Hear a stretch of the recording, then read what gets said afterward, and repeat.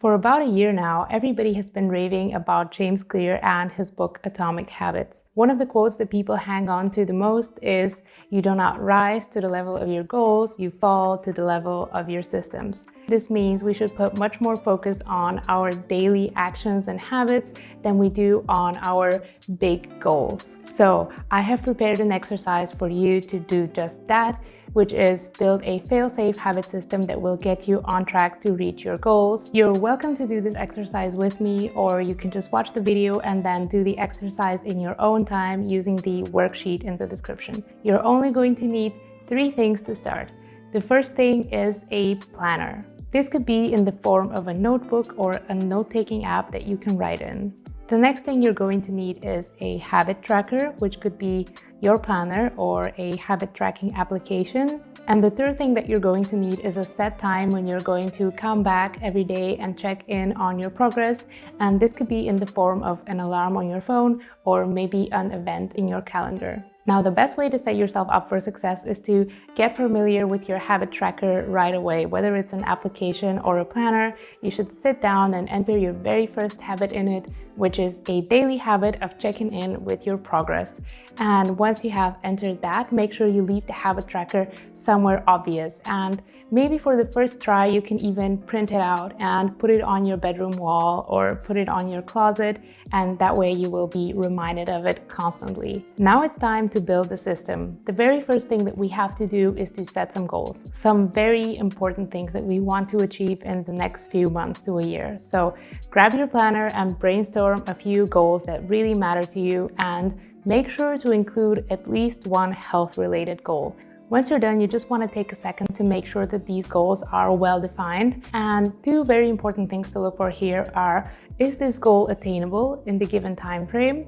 Yes or no. If these goals are not attainable, can you tune them down so that they become attainable? And the second thing is this goal clearly measurable? So writing more is not a clearly measurable goal, but writing 200 pages in the next 6 months is a very clearly measurable goal. So go ahead and check from your list of goals if you can tweak them a little bit so they become more clear and more attainable. It's best to focus on the things that will give you the most value on a given input. Look at your list and choose 3 goals that you want to work on within the next couple of months. And while you're at it, make sure that you leave at least 1 health goal in your chosen 3, as health is really your most important asset. To ensure your success, write your goals down on a note and leave that note somewhere where you can see it every day and get reminded of what is important to you. Along the way, there is always small wins called milestones. It's very important to know what they are so that you can celebrate them, and every time one comes around, you can recalibrate to know if you are on the right path to doing what you want to do. For this system to work, I decided that it's best for your first milestone to be tracking your habits every single day for 30 days in your habit tracking app or your habit planner.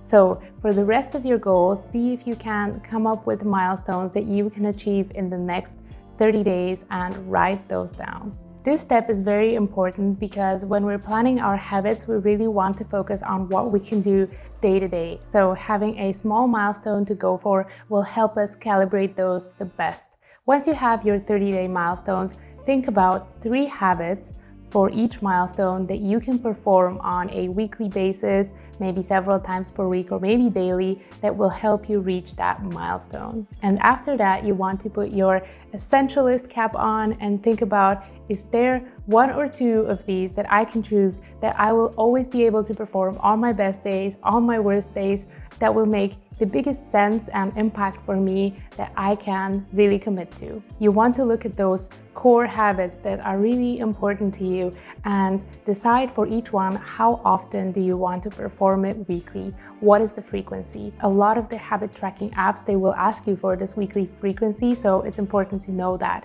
And once you have decided on the frequency, you're gonna go to your app or to your habit planner, you're gonna write that on the side, or you're gonna enter this information into the app, and you're going to have your habit tracker all set up to go, all ready to go. From here on out, all you have to do is every day check in with your habit tracker, see what you have to do that day, and just do it. And the next time that we're going to be revisiting that is going to be your first milestone review, which we're going to talk about at the end of this video. But before that, I really want to send you out into success with the 3 most important concepts that will help you with staying on track. The first concept that I want to share with you is the concept of the keystone habit. This is such a habit that once you perform it, it has an absolute snowball effect on all of your other habits.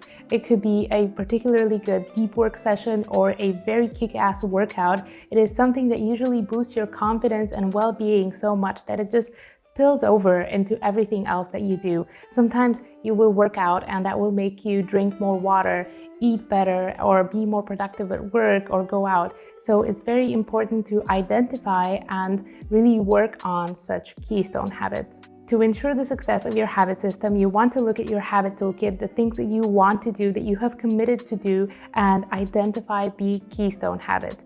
And once you have identified that habit, you want to make sure that this is the one thing that you don't screw up. You want to tell your friends about it, tell your mom, make it accountable. Choose a time and place that you will do it that will really be enjoyable. Set an alarm to do it, make a reminder to do it. Just make sure that if you do anything, it is this one thing. The second concept that I think is really important is environment design. And this is really the process of setting up your surroundings in such a way that it makes following up on your habits and working towards your goals easy and intuitive. And this could be a positive encouragement, like leaving your yoga mat out or your running shoes or your workout clothes, your water bottle, to make sure that you take positive action. But it could also be a way to avoid something. So if your console reminds you that you want to game, your sugar in your drawer reminds you that you want to eat some sweet, then hide these things. Maybe even take them out of your house or declutter them for some time to keep only the positive reminders that make you want to stay on track and want to take action in your environment. You could even tell your friends, because they are also part of your environment, to motivate you, to remind you of the things that you wanted to do. Maybe you want to hang out with the friends that do specific things that relate to your goals and work on it that way as well. And really this relates to the last concept that I want to talk about, which is building a habit reward system. If you think about things that are not habits, but just daily things that we do, like putting on makeup or showering, they have an instant reward. You instantly feel better after a shower or really sassy after you put on your makeup. But this is not something that you can say about long-term habits.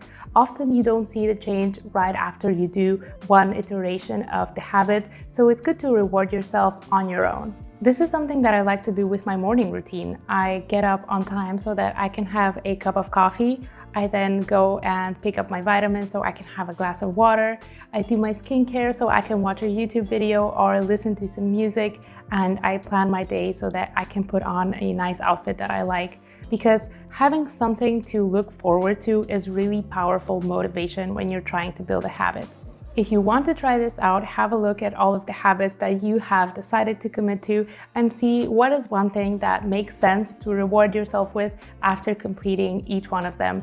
And also make sure to reward yourself for tracking your habits as well. Now that we have done that, it's time to talk about how to do that milestone review that you will do after each and every iteration. You want to pick up your planner and write down 3 things that went bad and 3 things that went good. And you want to see if there is a way, looking back, that you can avoid those bad things and have much more of the power of those good things that did happen.